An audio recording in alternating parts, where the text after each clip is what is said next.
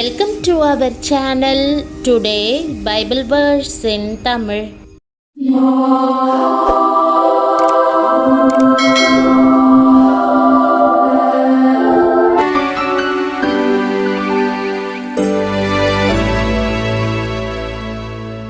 இன்றைய வசனம் யோவான் 14:27 கிறிஸ்துவுக்குள் பிரியமானவர்களே, நம்முடைய ஆண்டவரும் இரட்சகருமான இயேசு கிறிஸ்துவின் வல்லமையுள்ள நாமத்தில் உங்களை வாழ்த்துகிறேன். தேவ சமாதானம் உலகத்தை ஆண்டு கொள்ளும்.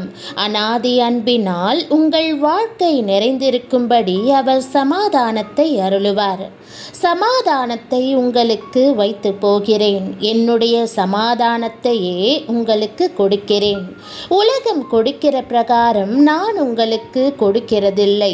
உங்கள் இருதயம் கலங்காமலும் பயப்படாமலும் இருப்பதாக என்ற வாக்குத்தத்த வசனத்தை இன்று நாம் தியானிப்போம். தன்னுடைய சமாதானத்தை நமக்கு தருவதாக இயேசு கூறுகிறார். வேதம் தேவன் உன்னதத்தில் அமர்ந்து சமாதானத்தை உற்பத்தி செய்கிறதாக கூறுகிறது. அதிகாரமும் பயங்கரமும் அவரிடத்தில் இருக்கிறது. அவர் தமது உன்னதமான ஸ்தலங்களில் சமாதானத்தை உண்டாக்குகிறார். அவர் முழு உலகத்திற்கும் சமாதானத்தை அனுப்புகிறார். ஆகவேதான் உலகம் முழுமையும் ஒழுங்காக இயங்குகிறது. தேவ சமாதானம் பூமி எங்கும் ஆட்சி செய்கிறது. ஆகவேதான் சந்திரன்களும் கிரகங்களும் ஒன்றுடன் ஒன்று மோதாமல் இருக்கின்றன. எல்லாமும் இயல்பாய் இயங்குகின்றன. மொத்த பிரபஞ்சத்தையும் தேவன் ஆளுகை செய்கிறார். அவற்றை சமாதானத்துடன் குழப்பமில்லாமல் அவரால் வழிநடத்த முடியுமென்றால் உங்கள் வாழ்க்கையை வழிநடத்த முடியாதா? உலகத்தின் சமாதானம் பிசாசிடமிருந்து வருவதால் அது குழப்பமடைந்திருக்கிறது. உலகம் தருகிற சமாதானம் தற்காலிகமாய் இருக்கிறது. மக்கள் எதையாவது தேடும்போது சமாதானமாய் இருக்கிறார்கள். அதை பெற்றுக்கொண்ட போது மற்றவற்றை எரிந்து போடுகிறார்கள். ஆனால் இயேசு அநாதி சிநேகத்தால் உன்னை சிநேகித்தேன், உன்னை சிலுவையில் இரத்தம் சிந்தி கிரியத்திற்கு கொண்டது முதல் சிநேகிக்கிறேன். நீ எனக்கு சொந்தமானவன். நான் தரும் சமாதானம் நிறைவாய் இருக்கும். என்னுடைய சமாதானத்தையே உனக்கு கொடுக்கிறேன். நான் ஒருபோதும் உன்னை விட்டு விலக மாட்டேன், ஒருபோதும் உன்னை கைவிட மாட்டேன் என்று கூறுகிறார். இன்று இயேசு தன்னுடைய சமாதானத்தை உங்களுக்குள் வைக்கிறார். அவர் ஒவ்வொரு உபத்திரவங்களிலும் சமாதானத்தை சுமந்தார். தன்னை காட்டி கொடுத்த யூதாசை குறித்து அவர் அஞ்சவில்லை. தன்னை மறுதலித்த பேதுருவை கண்டு அவர் அஞ்சவில்லை.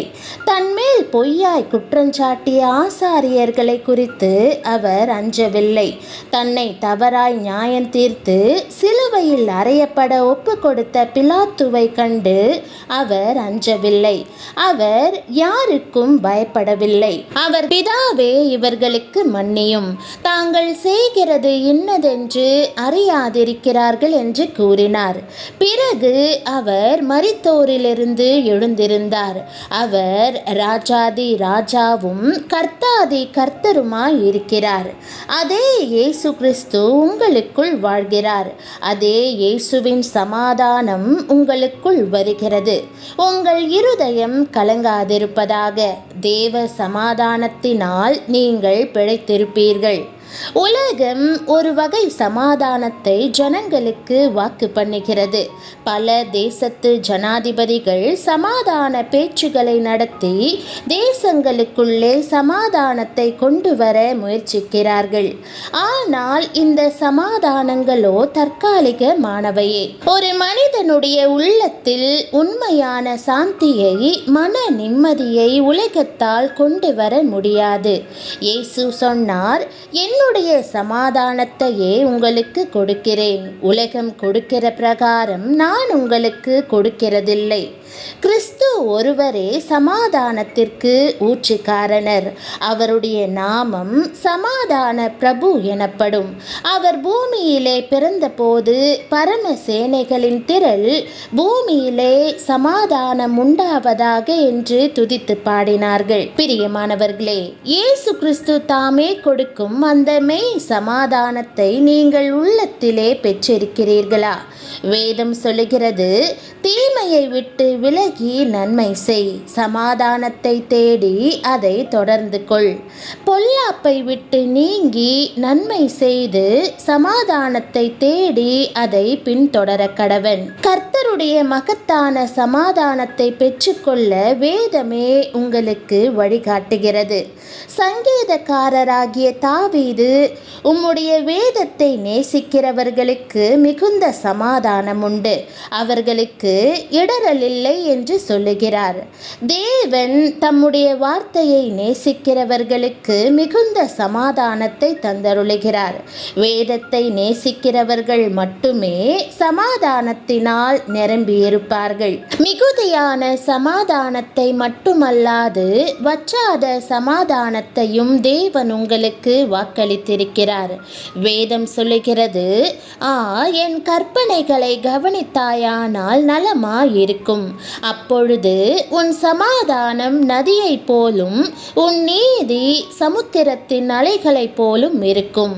நதியைப் போல எப்போதும் வற்றாததும் ஊற்றெடுத்து ஓடுவதுமான சமாதானம் தேவனால் உங்களுக்கு அருளப்படுகிறது. எத்தனை பாக்கியம்! மகத்தானதும் வற்றாததுமான சமாதானத்தை மட்டுமல்லாது பூரண சமாதானத்தையும் தேவன் தம்முடைய பிள்ளைகளுக்கு வாக்களித்திருக்கிறார். ஏசாயா எழுதுகிறார், உம்மை உறுதியாய் பற்றி கொண்ட மனதையுடையவன் உம்மையே நம்பியிருக்கிறபடியால் நீர் அவனை பூரண சமாதானத்துடன் காத்து கொள்வீர். பிரியமானவர்களே, கர்த்தரை பற்றி கொண்டு அவருடைய வார்த்தையை நம்பியிருப்பீர்கள் என்றால் எந்த சூழ்நிலையிலும் அசைக்க முடியாத சமாதானத்தை பெற்றுக்கொள்ளுவீர்கள். உங்களுடைய சமாதானத்தை யாராலும் கெடுக்க முடியாது.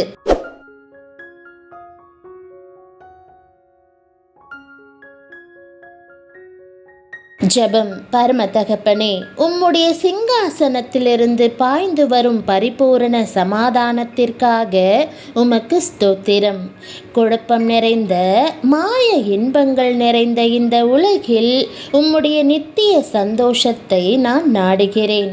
இயேசுவின் சமாதானம் என் இருதயத்தை நிரப்பி என் வாழ்க்கையை வழிநடத்தட்டும். தயவு செய்து நீர் கிரகங்களையும் முழு பிரபஞ்சத்தையும் ஒத்திசைவாக ஏங்க பண்ணுவது போல என் வாழ்க்கையையும் நடத்துவீரென்று நம்புவதற்கு எனக்கு உதவி செய்யும். உம்முடைய சமாதானத்தை உலகம் தருகிற விதமாக அல்லாமல் நீர் தருகிற எல்லா புத்திக்கும் மேலான தேவ சமாதானம் என் வாழ்வில் வீசுகிற எல்லா புயல்களையும் அமர்த்த வேண்டும் என இயேசுவின் நாமத்தில் ஜெபிக்கிறேன் நல்ல பிதாவே, ஆமேன். என் ஆத்துமாவே கர்த்தரை ஸ்தோத்திரி, என் முழு உள்ளமே அவருடைய பரிசுத்த நாமத்தை ஸ்தோத்திரி.